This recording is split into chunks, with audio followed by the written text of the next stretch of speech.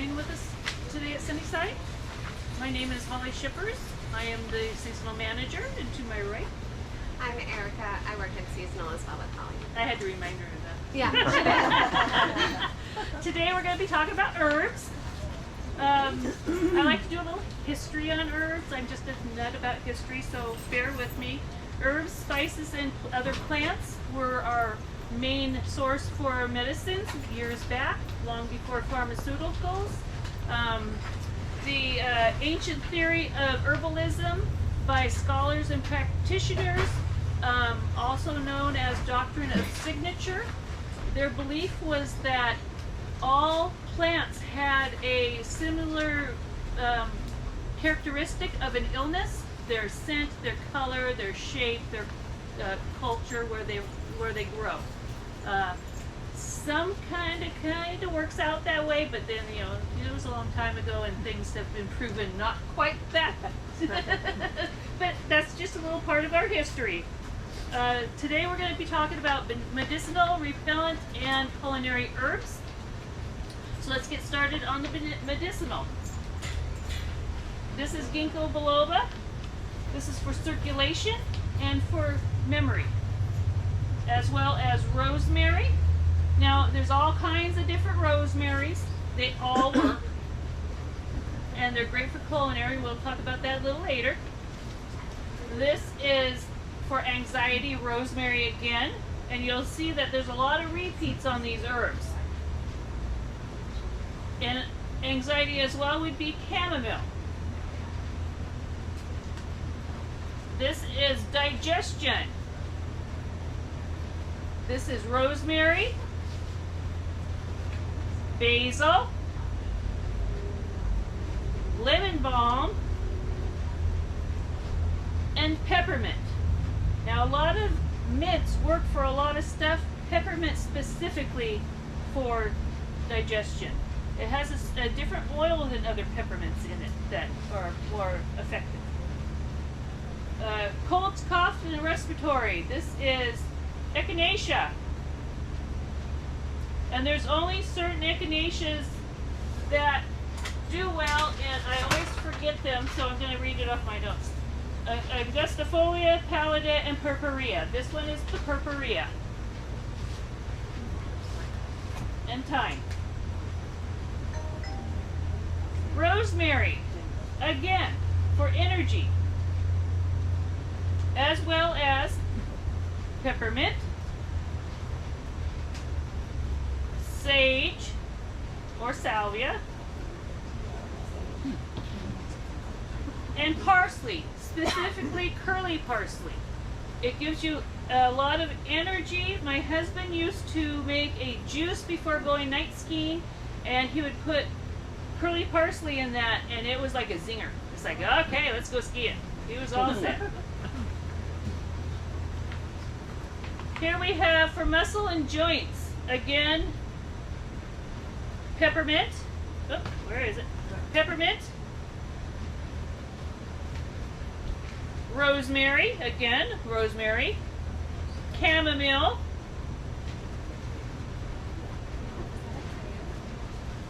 And garlic. And I have cayenne somewhere. Huh? Oh, and cayenne.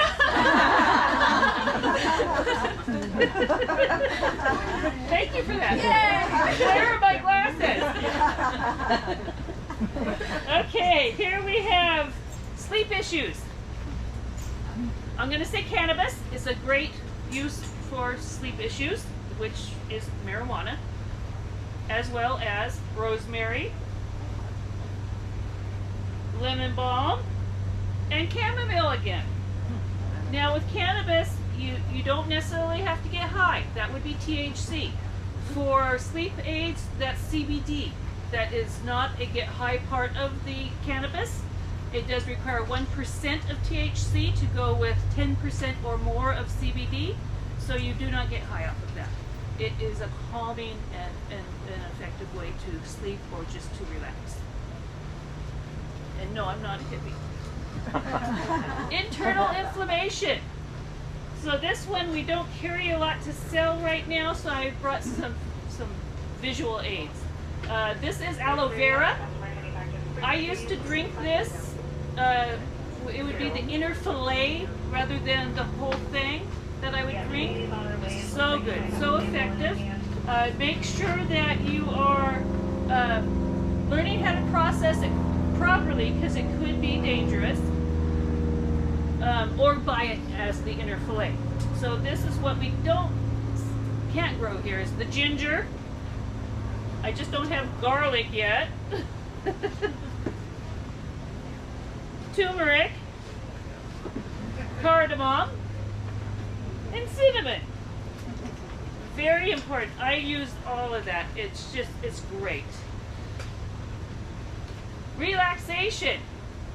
Rosemary, chamomile,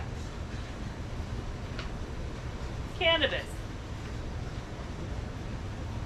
Skin issues, aloe vera. So this can also be a topical for burns or eczema or a lot of your skin issues. Calendula. Now you want to be careful with your herbs, your medicinal herbs. You could process them wrong, and then they can be dangerous. They don't have a prescription or a dose, so you have to make sure that you're getting the proper amount for your chemistry. Everybody's chemistry, their bodies are different, and your dosage would be different. Always consult a professional. Yeah, they could have contraindications with any medication that you're already taking as well. Yeah, that's very important. Working on it. like she said, they do can mix with your prescriptions. So you need to make sure that they are able to mix with those prescriptions. So always consult a professional when you're processing your own medicinal herbs. Very important. We also have repellent herbs. This is bay laurel. Ow, my thumb doesn't work. Lemongrass. Basil. Catnip. And I'm going to go back over here because everything works in nature. Rosemary.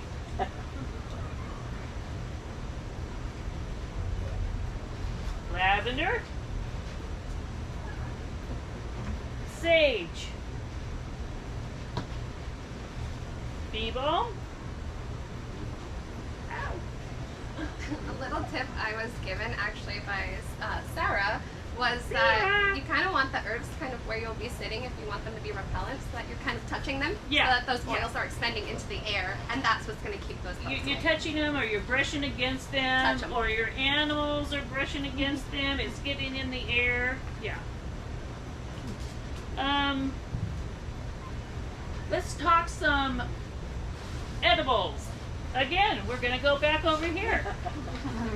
You know, you can do containers like we have down here for the area that you sit with edibles, with all the edibles, medicinal, all the repellents. Just mix and match. Create your own little gardens. So rosemary is a really good one. I'm going to be using it today for a chicken dish. I prefer it cut very fine because it is a very strong edible. It can be used for chicken, for seafoods. Lavender. This is another one. This is kind of an herb that people don't understand. It can be used for pork dishes, for lamb, and it's also really good with baked goods with lemon. Lavender and lemon in baked goods is delicious. I used to be allergic to it. Now I'm on CBD and I don't have as much of an allergy. My tongue doesn't swell up. Makes a big difference. Basil, Italian cooking. It's great for lots of Italian cooking, for your little toast and tomatoes and cheese and basil. Pesto. Yeah. Delicious pesto. Now pesto, we make pesto and we freeze it in cubes in the ice cube trays, so we pull out what we need.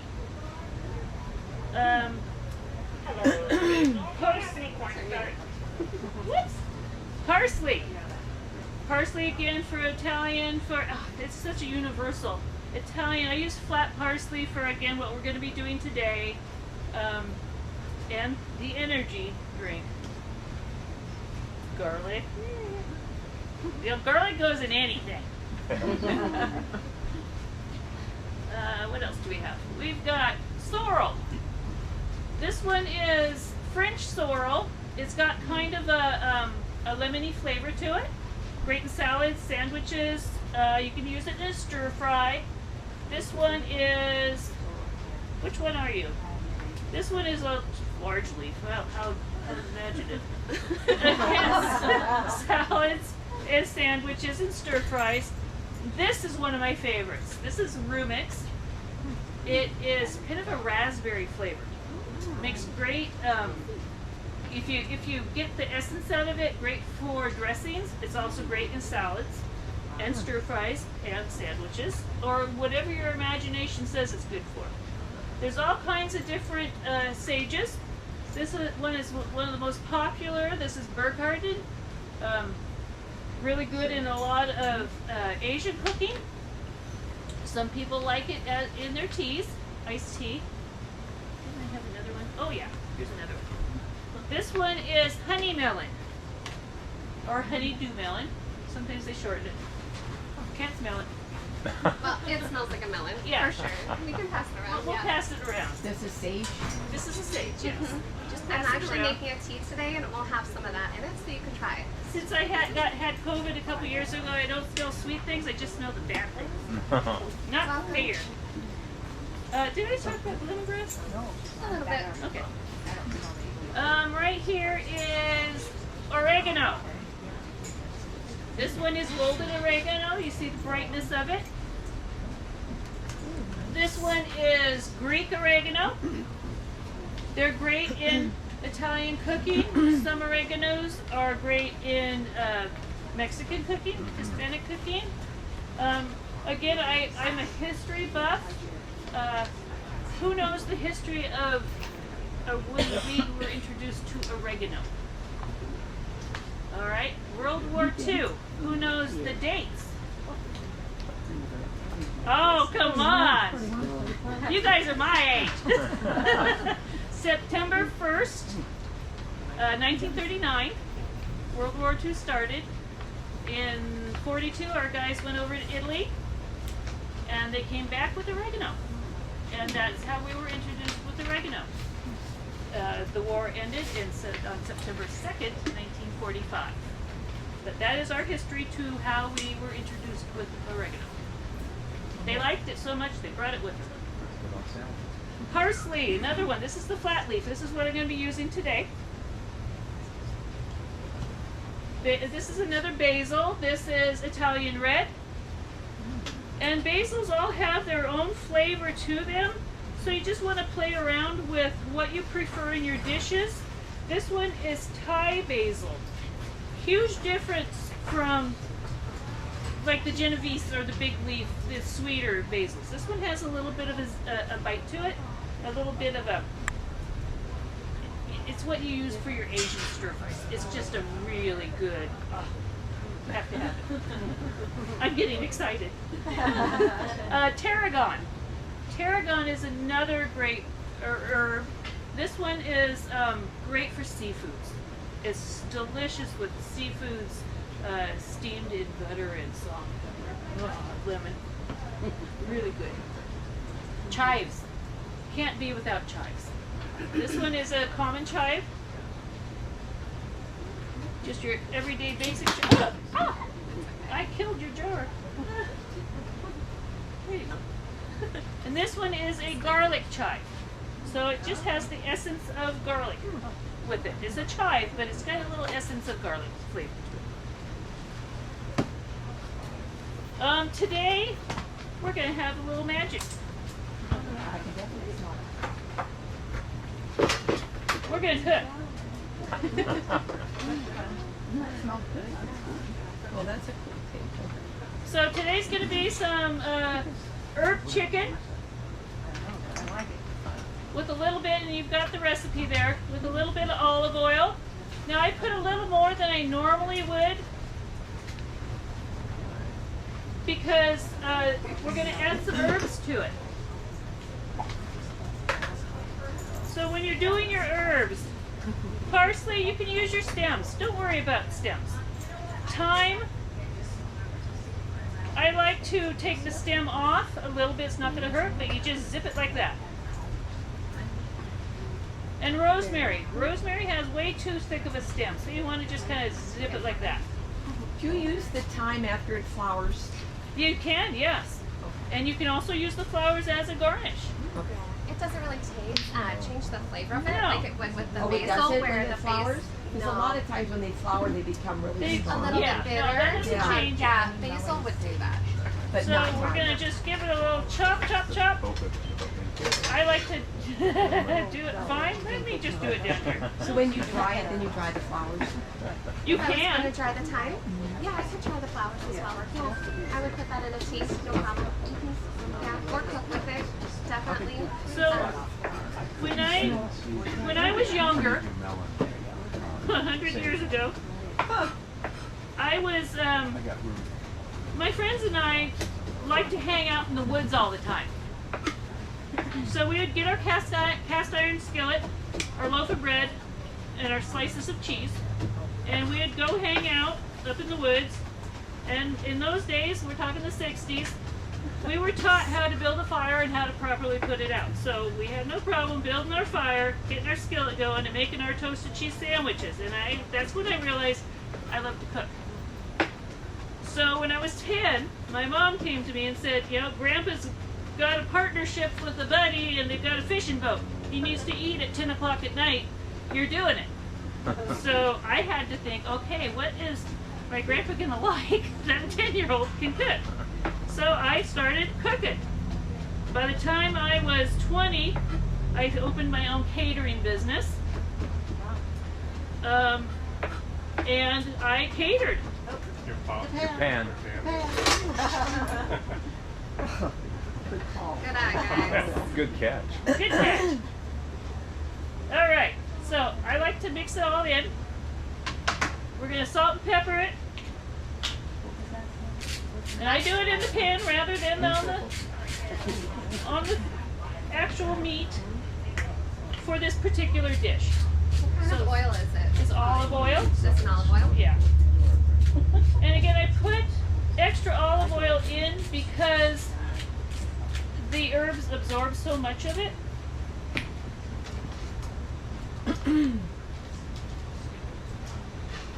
So I'm going to sear this. You stay put. And while that's searing, I'm going to get the asparagus going. That looks like chicken. No, this is the chicken, but I'm going to do some asparagus. Hey, I'm up on that one. I'm doing asparagus next. You said I'm going to do the asparagus and held up the chicken. I'm ahead of myself. So here's the asparagus.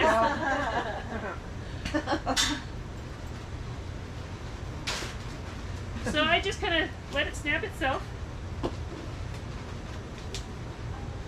And I'm going to mix this with some olive oil and salt and pepper. And this is going to be on the bed of the baking pan. And you don't have to cook the chicken all the way through. You're just searing it so it keeps some of its juices in. And by the time I was, I guess, late 20s, I no longer had a catering business because I had a child who did not understand why she could not help me cook. And this was the days when you were allowed to cook out of your own kitchen. Now you have to have an industrial kitchen, which they're everywhere now. They're probably in your neighborhood and you don't even know it. Salt and pepper on that.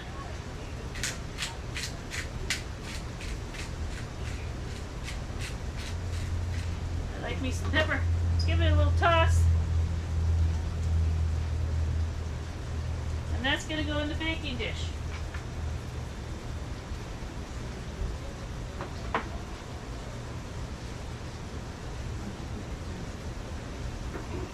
Where's the tongs?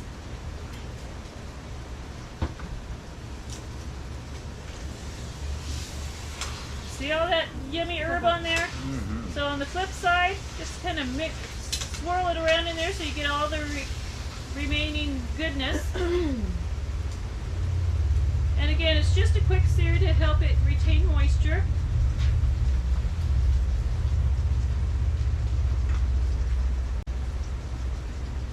I'm going to pass around some other herbs just so you guys can smell them. Did you want to do the crackers and the... Yeah, I can put out some. She's got some goodies too. Take some time.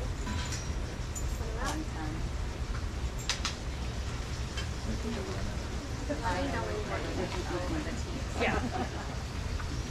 So I'm going to take this off the heat now, and it's going to go on top of the asparagus.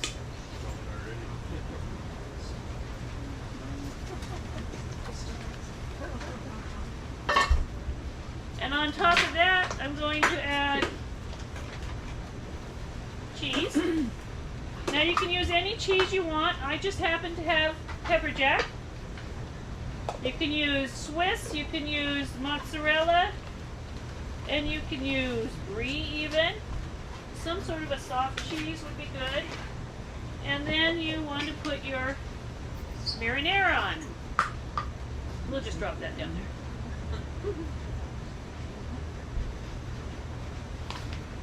And you put it in an oven at 375, which I'm going to put in right now.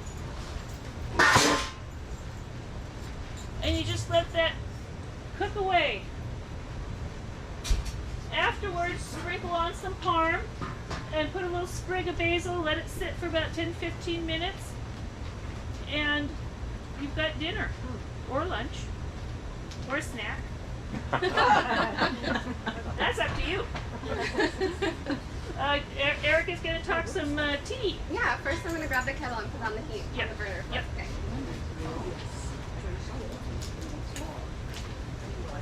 This is going to be lunch for the staff. It's on. It's all the way up. I'm prepping some tea that you guys can try. It does have the melon sage in it, as well as some stevia, some lemon balm, peppermint, and thyme actually is in the tea as well. It would be a great digestive aid.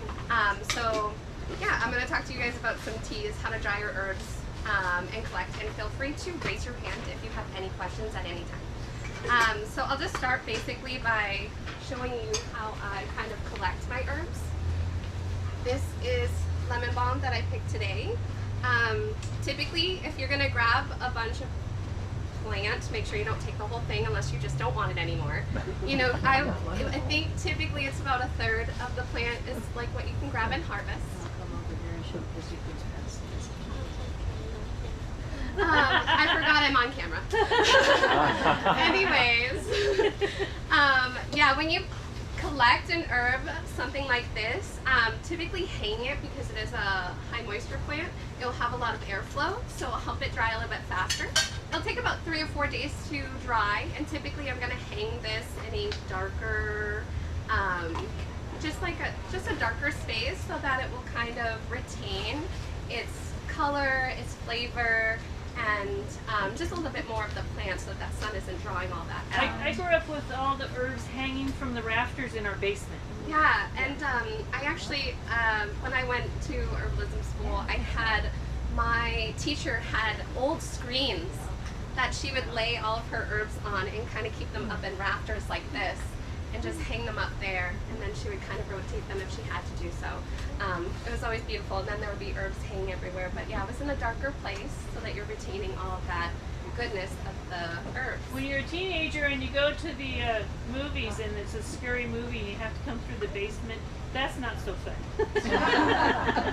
A little creepy.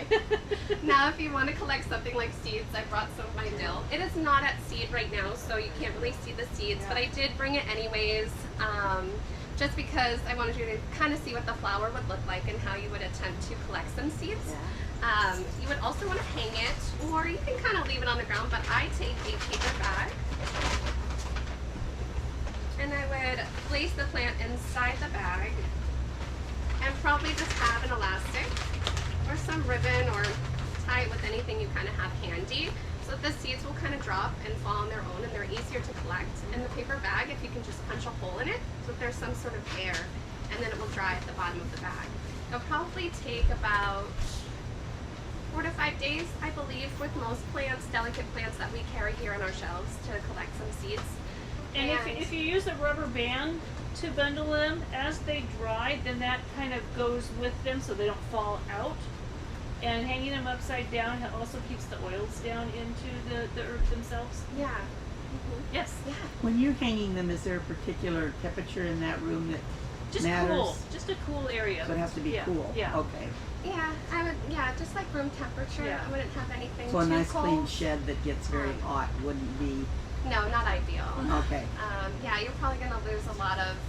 This room right now would be too hot. Yeah, some good components that it's gonna have anything for Okay. medicinally. Yeah, and if you are placing them in jars because you want to dry them and store them, I use old like honey jars and jam jars, all that kind of stuff. Just clean them out. Something with a good airtight seal. Yeah. So this has a rubber seal in it. Anything. And then the jars, of course, they have that. I love the mason Yeah. jars for that reason. I love alone. your little teddy bear jar. I also I would recommend sterilizing your jars. So what you want to do is put your oven on the lowest temp, and then you would just place the jars lids off and then place them in the oven. If it's plastic, don't do that. You can just leave them out on the counter On the corner. on the corner of wherever you need to put it. But also, I would probably put them in there for about 15 to 20 minutes, and it will sterilize the jar for you. You can do that. It's kind of the easiest way. And then just let it sit on the counter and dry and like cool off, and then you can place your herb in there, and it should be just fine. I like to keep herbs in jars for about, I would say the best flavor 3 months. would be 3 to 4 Yeah, months. yeah. But you can store them up to a year. Probably not going to be the best benefits that you would get from it, but 3 to 4 months, they're definitely going to be the most potent. And it's always best to do your own because grocery stores can have them sitting there for a year, and then you're just buying someone's old herbs. It's really good to have your own fresh. 3 Yeah. months. 3 months is the best time. Yeah. And you can make lots of things with your herbs, including not just teas, but if you did want, I'll go back to teas for just 1 second. I bought these little organic tea bag things, and they are great if you do not have any sort of steeping mechanism. And they really work really well. And if you are doing a more medicinal tea and looking to kind of keep the properties in the jar, you want to have a lid that's going to cover it and keep the oils in the water for as long as possible. Probably about 15 minutes max. But yeah, somewhere between 12 and 15 minutes would give you the best timing for your tea to be a more medicinal tea. And I was going to say, I make things like salts. I'll pass this around if you want to smell it. It is a magnesium salt with chamomile, rose petals, and lavender. It's a more soothing and calming soak, and because of the magnesium, it's also going to be a muscle relaxer as well. And I do foot soaks, so when I do herbals, because the soles of your feet are very absorbent. So actually, really long time ago, before there was even teas, they were doing things like foot soaks and just soaking your body in there. So that your skin is porous, it's going to grab everything and kind of draw it in. So yeah, I like to, when I work with people, it's kind of more a gentle way to just sit there and relax. And that's a good way for absorbing magnesium is through your bottom of your feet. Yeah. I use to spray on the bottom of my feet. Yeah.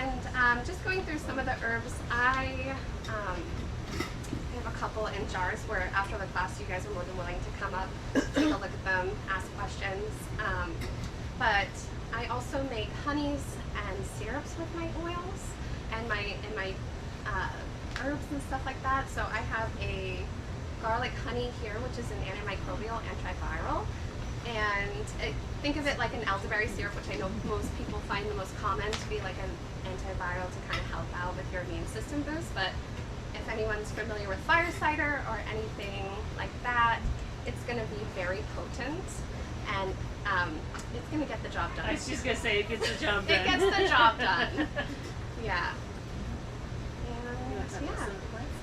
I can talk talk about some of the plants and we want to go through, we talked about how like the peppermint and stuff like that is pretty common in a lot of herbal stuff. It's really great with the circulatory system.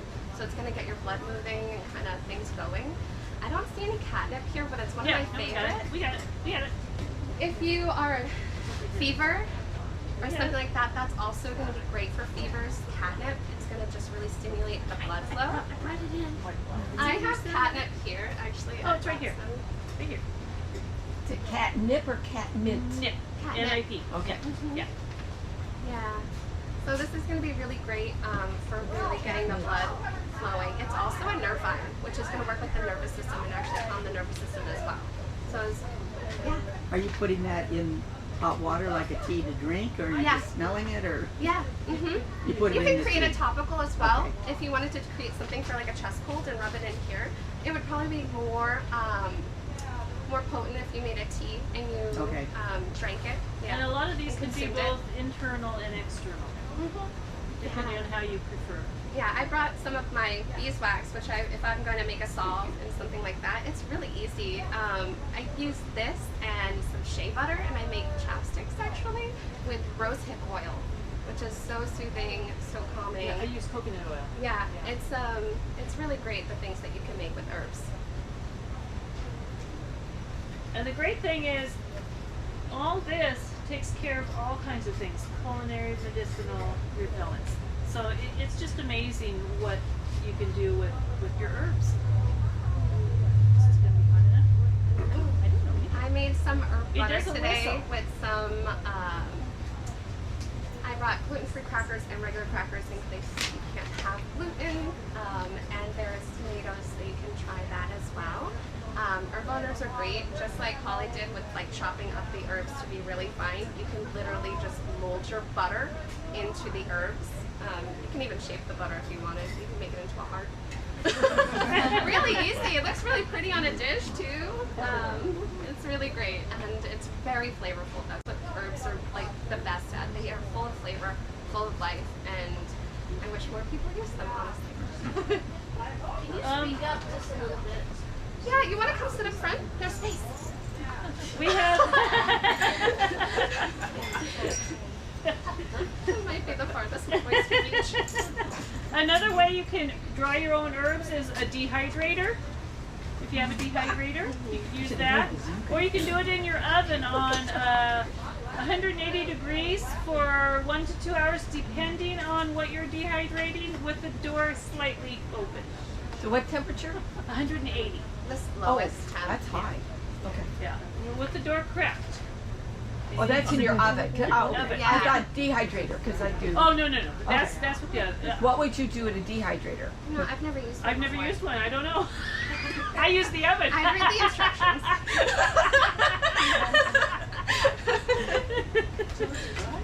Yeah. Well, no, but the temperature, you don't want it too high because it'll take away the oil. So I usually do around 115, and I was just curious. I find it to be a very spiritual practice Yeah. for me to dry herbs, so I kind of like the process of waiting and being patient.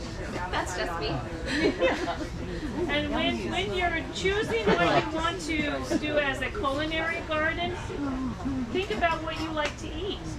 It's amazing how many people come in and say, well, what should I grow? It's like, well, what do you like to eat? So if you like to eat Italian, then you want to do your rosemary, your basil, your thyme. If you want Hispanic, esposode, or Mediterranean oregano, cumin, coriander. It depends on what you like to eat, on what you grow. And what kind of, if you're making a tea, what kind of issue are you looking to handle? Like a lot of digestive aids. Some people don't think of fennel, coriander, stuff like that. It's really great as a digestive aid for gas specifically. That's why you'll see it in a lot of Italian sausage, actually. It's great flavor, but also it helps with any gas and bloating. So there's also that benefit as well. And that's the case with a lot of things that are put together, in different cultures. It's to aid with that digestion, your body's needs. Yeah.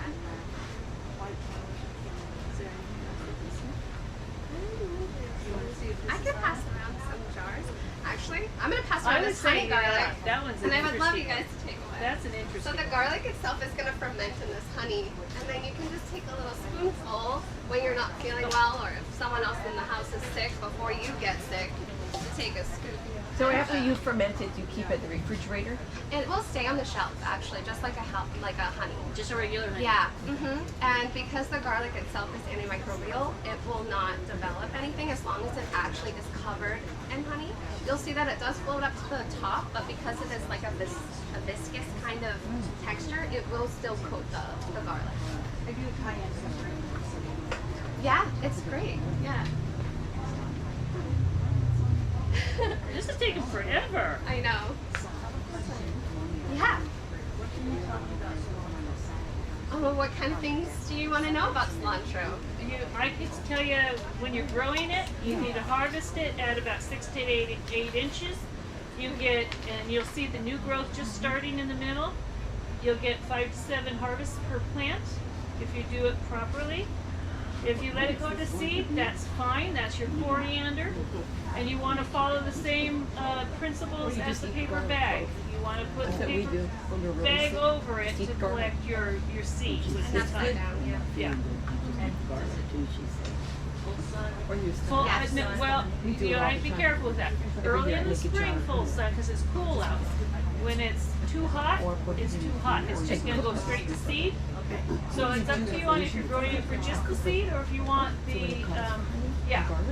So I would, when it starts to warm up, I put it behind, my gardening is out in the driveway in containers.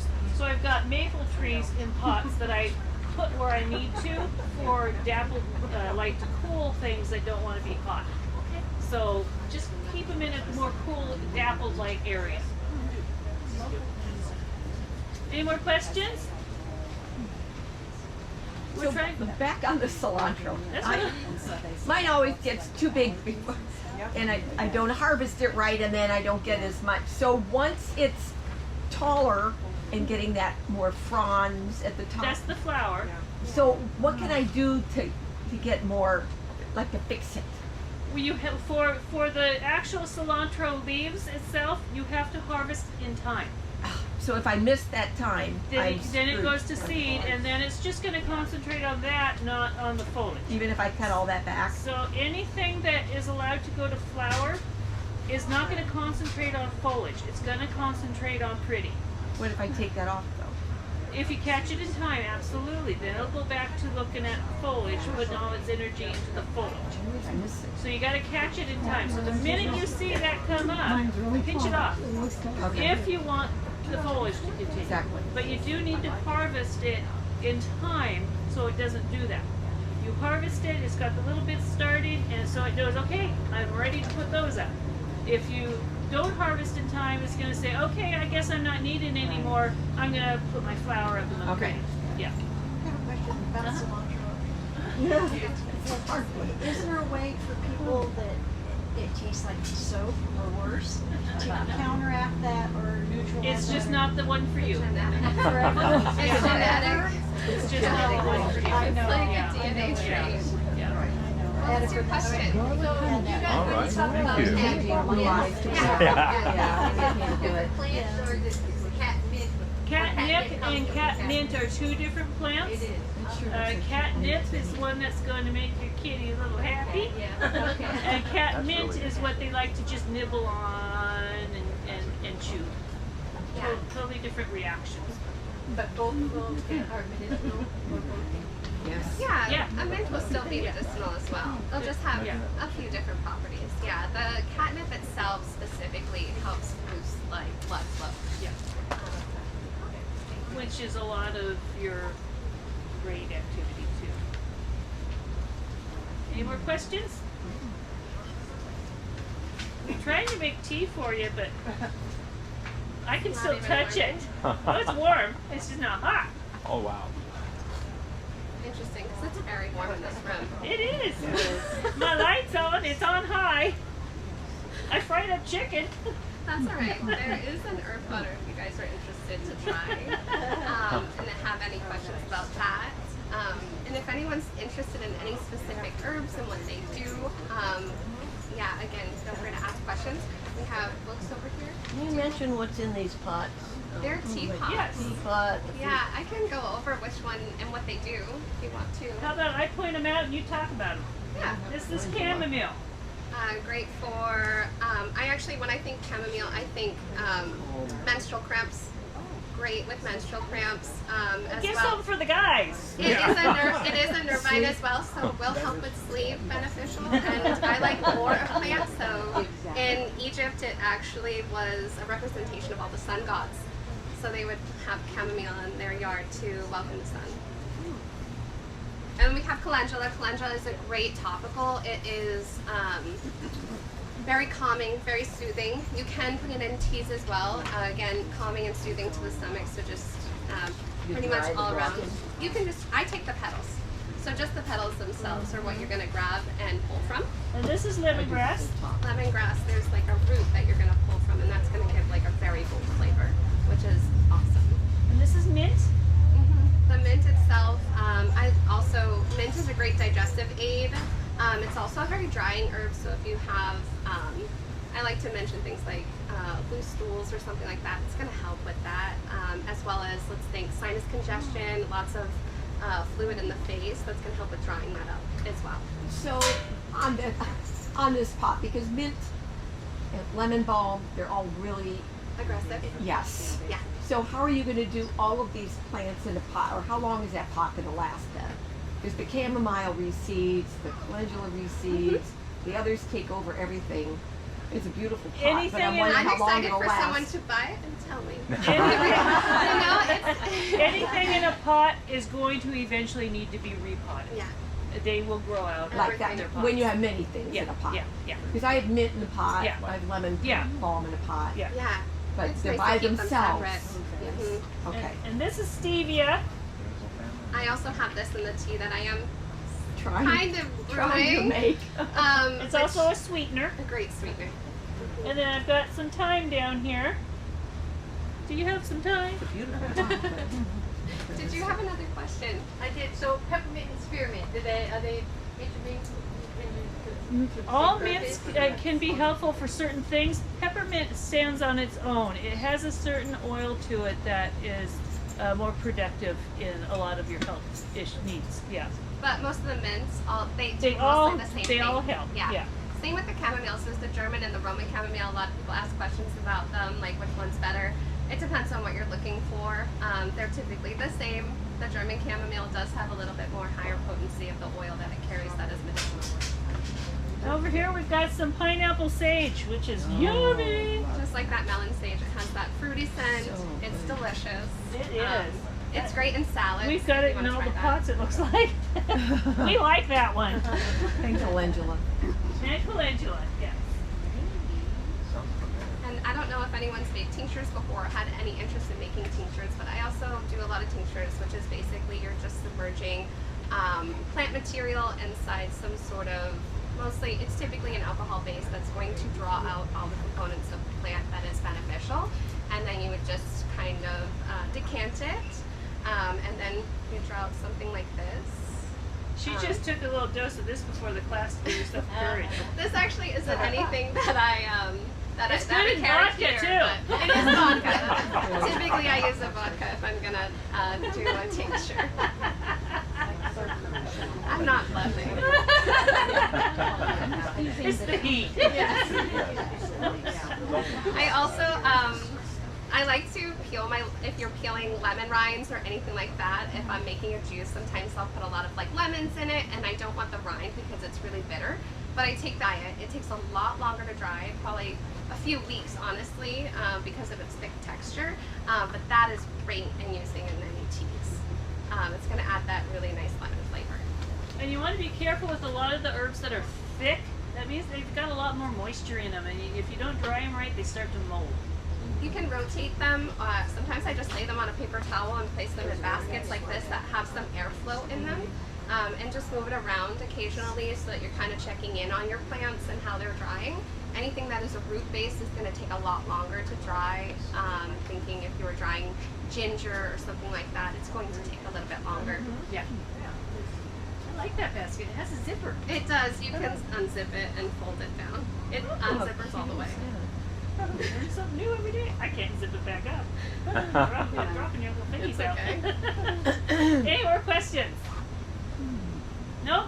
Anything else to say? I'm just going to say the magnesium salts. If you were interested in making something like this, the one that I use is the ancient minerals. And they're just the salt flakes and they're the magnesium salts. So they're pretty great. And you're welcome to come up here after the class, touch, feel, ask questions, Yes. and take a look at anything. And taste some yumminess. Yes, please feel free to eat the herb butter and crackers. The weird shaped ones are gluten free. The long ones are just regular gluten. Well, thank you everybody for coming. Yeah. Please Thank enjoy you. some